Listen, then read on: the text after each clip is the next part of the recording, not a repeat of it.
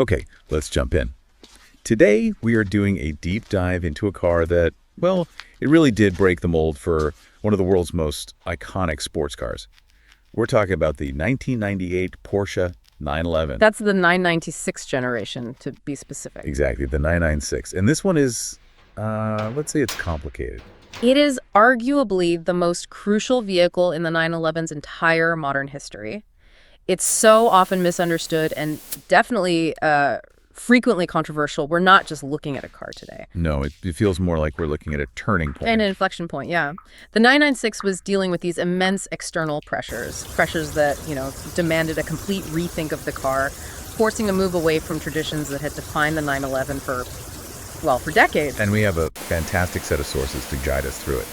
The mission today is to really trace that story from the controversial design choices all the way to the pretty revolutionary engineering that was going on under the skin. Right. We want to understand why this was the essential high-risk bridge that pulled the 911 and maybe even the company into the 21st century. And you have to frame it all with the context of survival. I mean, for a lot of the 1990s, Porsche was in a really precarious financial spot. They couldn't afford to just develop new cars from scratch. No way. They couldn't develop completely separate platforms for every single model. And that desperation really led to a pretty radical development strategy where the 911 and the new, cheaper Boxster shared a huge number of components. And that decision, which was purely about economics. Purely. That's what sets the stage for everything. For the 996's genius and, for all of its controversy, too. So our sources really frame the 996 as this watershed moment. One of the most significant, and let's be honest, controversial shifts in the motor's entire history. It sounds like it, yeah. It seems like Porsche didn't just wake up one day and decide to upset the purists for fun. They had to build this car. That is the core of the story. This was not a vanity project. It wasn't a simple styling refresh. The sources are clear. This was development out of sheer necessity. So what was the alternative? What happens if they don't build the 996? Well, the documentation says major improvements were just required to keep the 911 competitive. The outgoing 993. It was hailed as the final, perfected version of the air-cooled idea. It was beautiful, it was mechanically complex, and it was really expensive to build. But it had hit a ceiling. It was maxed out, completely. When you say maxed out, what does that actually mean? What were the hard limits they were running into with that old air-cooled platform? It was mainly legislation, global rules. The game was changing, and it was changing fast. We're talking about emissions standards getting stricter and stricter. Right, safety regulations too. Tighter safety regs, especially for things like side impact protection. And on top of all that, So the internal mission for the 996 had to be aggressive. Our sources say they wanted to move the 911 into a brave new world of tech and efficiency. This wasn't a small step. No, it was a total commitment to modernization. And that commitment really started earlier. I mean, if you look back at the 964, that model was already kickstarting a pretty big modernization process. That's when we first got power steering, ABS. Right, the first production ABS on a 911.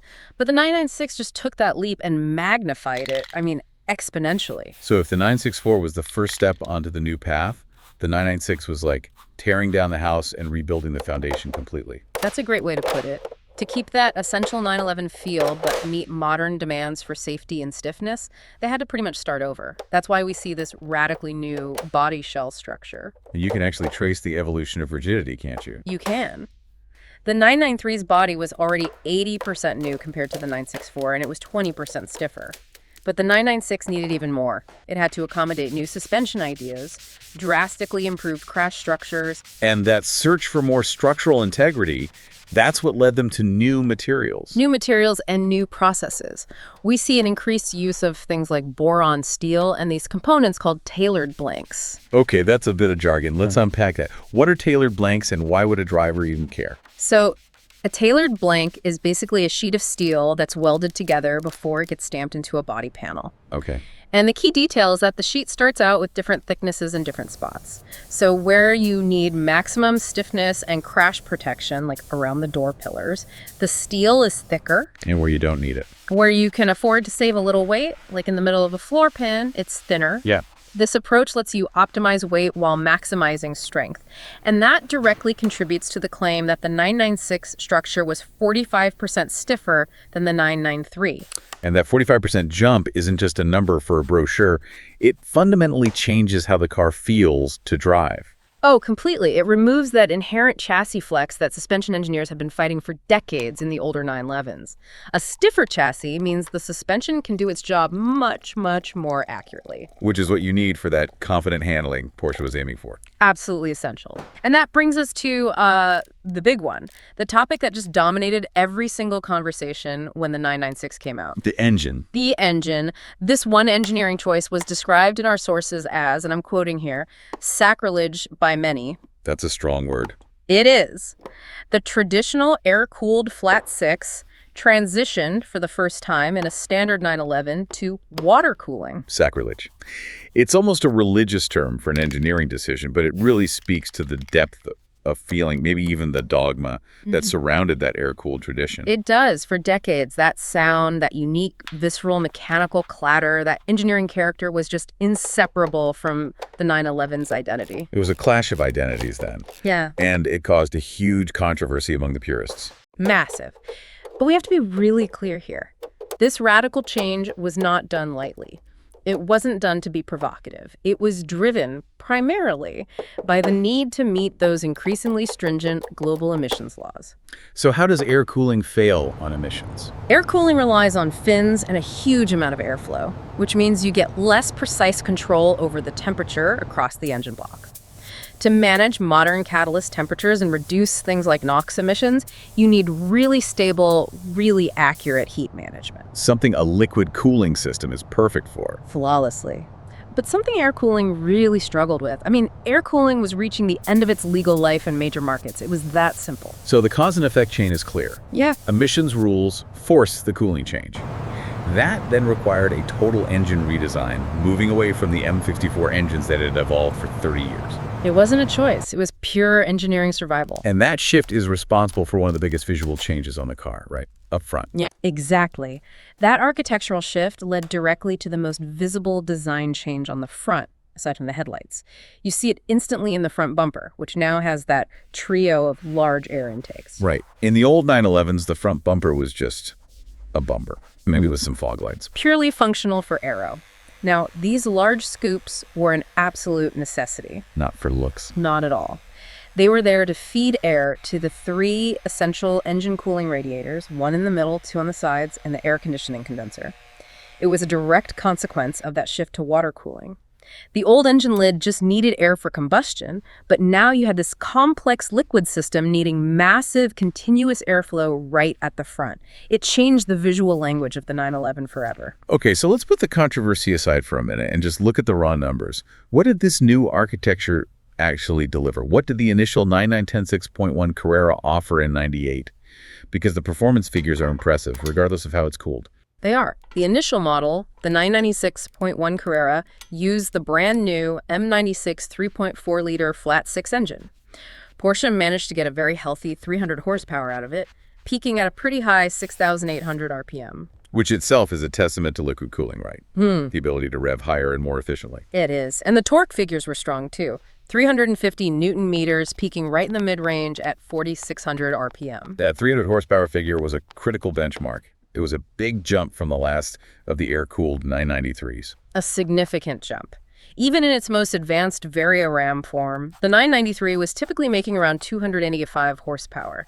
So the 996 didn't just meet the new rules, it simultaneously raised the performance ceiling. Which must have been a huge relief internally. It confirmed that the new water-cooled path was the only way forward if they wanted to keep up with rivals like Ferrari, or even some of the really capable cars coming out of Japan. And they managed to do it without making the car incredibly heavy. That's the other crucial part. They kept the weight impressively low. The coupe weighed 1,320 kilograms, which, when you think about it, with the increased safety structures, the entire liquid cooling system, the bigger size, keeping it at 1,320 kilos shows just how hard they fought against every ground. Using those advanced materials we talked about earlier? Right, the tailored blanks and so on. And that weight discipline paid off directly when you put your foot down. Having the acceleration. Absolutely. The acceleration showed a clear advantage over the 993. The coupe could get from 0 to 62 miles per hour in 5.2 seconds.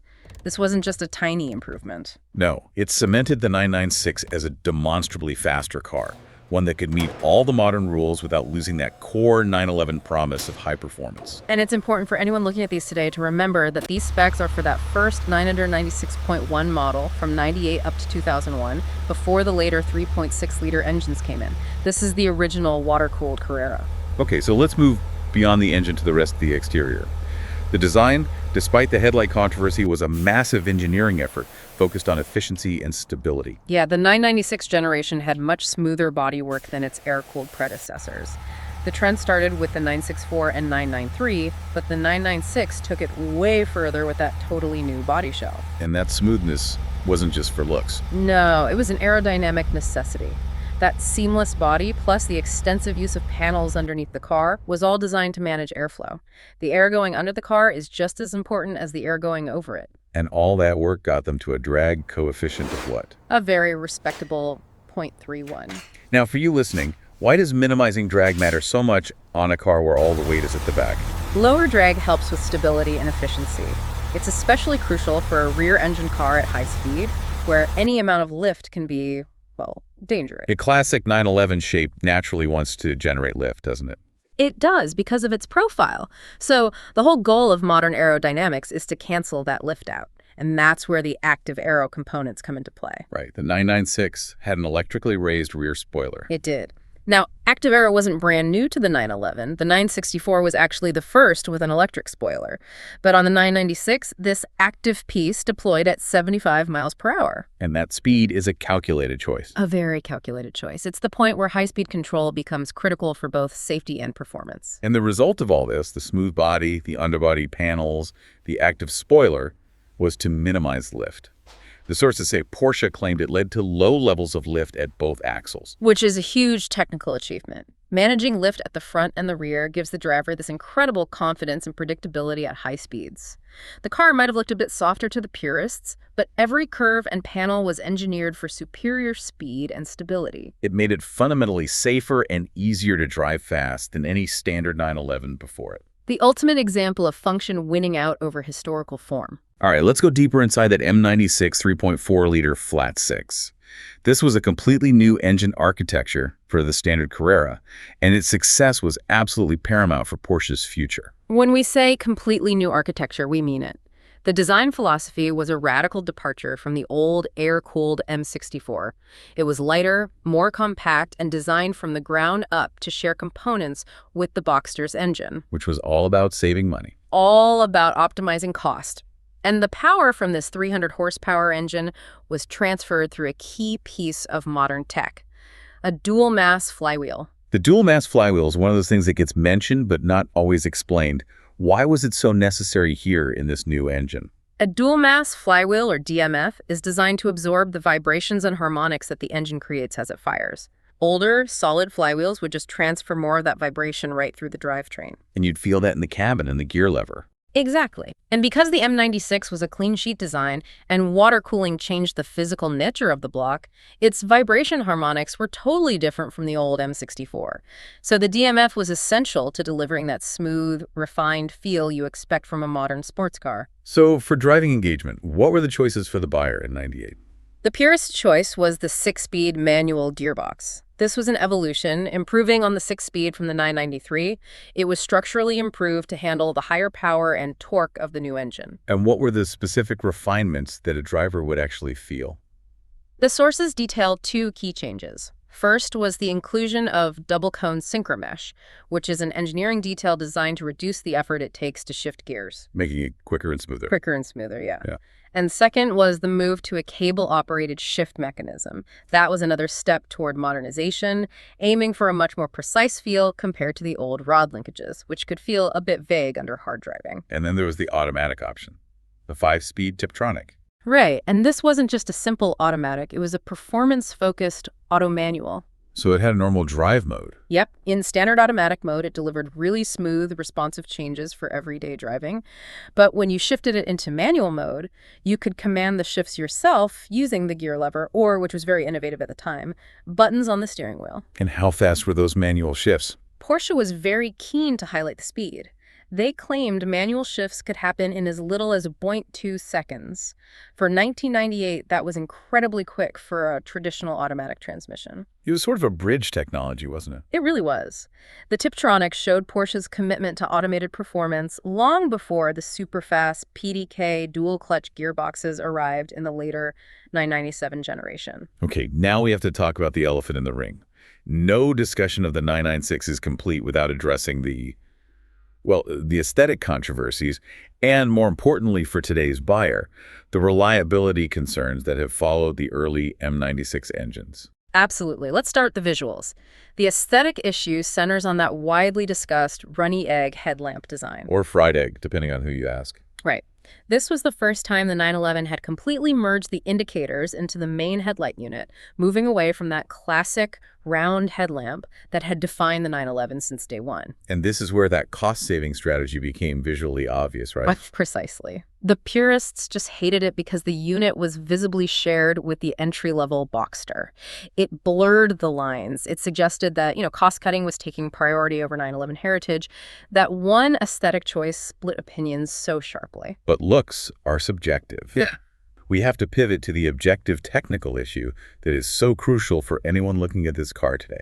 Our sources note directly that engine problems are a concern for the 996. That is a critical and probably understated point in the documentation. The M96 was a brand new design, Porsche was under intense financial pressure, and they were navigating new engineering territory without the decades of refinement the air-cooled M64 had benefited from. So what does engine problems actually mean for the 9996.1 Carrera with a 3.4-liter engine? This is what our listeners really need to understand. When people talk about M96 problems, the two primary concerns are the intermediate shaft bearing, or IMS, and the issue of cylinder bore scoring. The IMS bearing is the famous one. It's the most famous vulnerability of these early water-cooled engines, yeah. The intermediate shaft drives the camshafts, and the bearing they used in these early 3.4-liter engines was known to be prone to failure. And when that bearing fails, what's the result? It's catastrophic engine failure. Basically, if the bearing seizes, the timing mechanism collapses and it destroys the cylinder heads, often the entire engine block. It's why reliability became such a talking point for buyers. And what about the other issue, bore scoring? Bore scoring is damage to the cylinder walls. It can lead to the piston slapping inside the cylinder, which causes excessive oil consumption and a loss of compression. It's another consequence of this new block design and the high thermal loads you get in these engines. So for a modern buyer, a pre-purchase inspection isn't just a good idea. It's paramount. It has to be a forensic level inspection. So while the 996 was a success in terms of modernization and performance, it came with this new layer of mechanical complexity and some pretty significant ownership caveats. It did. It wasn't a perfect design right out of the gate. It was the crucial, expensive, and sometimes painful learning curve for Porsche's water-cooled future. So for a buyer today, what's the takeaway? The takeaway is that you have to understand the long-term maintenance these M96 engines require. Proactively replacing the IMS bearing is often considered just mandatory maintenance now to ensure the car is reliable. The 996 can be a performance bargain, but only if you factor in the cost of addressing these potential issues right up front. Okay, let's shift to the chassis and handling, because this is where the 996 truly left the past behind in a way that directly benefits the driver. This is a huge part of the modernization story. The key engineering decision here was to completely abandon torsion bars for the suspension, which had been a 911 staple since the very beginning. Since the first cars in 1964, they were effective, but they limited the flexibility you had with the suspension geometry. The new architecture was all about coil springs and dampers. Up front, they used an aluminium-rich McPherson strut suspension. That use of aluminum points to a real focus on reducing unsprung weight, which is critical for handling responsiveness. Less weight in the suspension parts means the wheel can react faster to bumps in the road, which improves both grip and ride quality. But the real revolution was at the back of the car, where the dynamic challenges of the rear engine layout are always the biggest. Precisely. The rear used a very sophisticated multi-link arrangement that was mounted on a separate alloy subframe. This is the absolute heart of the 996's handling prowess. And this system was designed specifically to tackle that infamous 911 trait. That tendency to oversteer aggressively if the driver lifts off the throttle mid-corner, that snap oversteer. This system was designed to mitigate that. And Porsche even gave this new setup a name, didn't they? The Lightweight Stable Agile system. LSA, yeah. And the sources credit this system directly with giving the car its confidence-inspiring handling. It offered so much more stability than previous generations because the multi-link setup controls the wheel's alignment much more accurately under heavy cornering. So that LSA system basically changed the 911's reputation. Yeah. It went from being a really demanding car that you had to be an expert to drive fast to a genuinely stable platform that was much more accessible. It made the car so much more predictable. The engineers essentially dialed out the car's inherent tendency to bite back, and that stability was crucial if they wanted to appeal to a wider, more modern luxury sports car buyer. And this was all complemented by the steering and braking. The hydraulic power steering was quick, just under 3 turns lock to lock, so you have very direct tactile control over the front wheels. And the brakes. The stopping power was more than ample. Large, cross-drilled and ventilated discs clamped by 4-piston monoblock calipers. Monoblock is another one of those key terms. It means the caliper is cast from a single piece of metal, which makes it dramatically stiffer than a 2-piece bolted caliper. That means less flex and more precise brake feel, especially when they get hot. And there was even a little visual cue to tell the cars apart. They did. For the rear-wheel drive Carrera 2 models, the calipers were black. For the all-wheel drive Carrera 4 models, they were silver. Just a subtle distinction. And it was all backed by an advanced Bosch 5.3 ABS system, a complete modern package. So if the outside and the mechanicals were a controversial break from the past, the interior saw changes that were almost universally welcomed. That's a very fair assessment. I mean, previous 911s, especially before the 964, suffered from what our sources politely call a haphazard control layout. That's a very diplomatic way of putting it. It felt like they just put switches wherever they would fit. It kind of did. The 996 addressed this directly with a focus on logical arrangement. The interior was totally reorganized to bring it up to modern standards. The stereo and climate controls were logically grouped together in a new center console. And the heating and ventilation system itself was massively improved. Oh, significantly. If you look at old 911s, the heating system was famously complex and difficult to use. The 996 brought in proper, modern electronic climate control. But they did keep one piece of sacred 911 tradition. They absolutely kept the iconic 5-dial instrument cluster. That cluster, with its overlapping rings, is the single most recognizable trait inside a 911. But even that got a modern touch. It did. The tachometer stayed in the center, as is tradition, but it now included a digital speed readout. It was a perfect blend of analog tradition and digital precision. And then there was one final, small, but very symbolic break from the past. The pedals. They were no longer floor-hinged. Which confirmed the 996's total commitment to modern ergonomics. Yes. The floor-hinged pedals were a legacy design going all the way back to the very first 911s. Moving to modern, suspended pedals meant the 996 fully embraced contemporary engineering standards. It gave you a roomier footwell and a more predictable pedal feel. It was a clear statement. Tradition would no longer get in the way of usability or safety. Exactly. It reinforces that central theme of the 996, necessity driving innovation, even if it meant sacrificing those little historical details the purists loved. Okay, let's try to boil all this down. Let's consolidate everything we've uncovered into 3 key takeaways for you, the listener. What should you walk away knowing about the 996? Takeaway number 1, I think, is that the 996 generation was an existential necessity for Porsche. It taught them they had to modernize. They had to evolve to meet global rules on emissions, safety, stiffness. The sources are clear. This was the crucial bridge that brought the 911 into the 21st century. Without this car, the 911 might not have survived. It likely couldn't have, not in that form. The financial strain and the regulatory pressure were just too intense. And that necessity forced them to completely rethink how the car handled. Which leads to the second takeaway. The 996 showed Porsche's ability to completely reinvent the car's mechanical underpinnings. The move away from air cooling is the big one, but maybe more important was the suspension overhaul.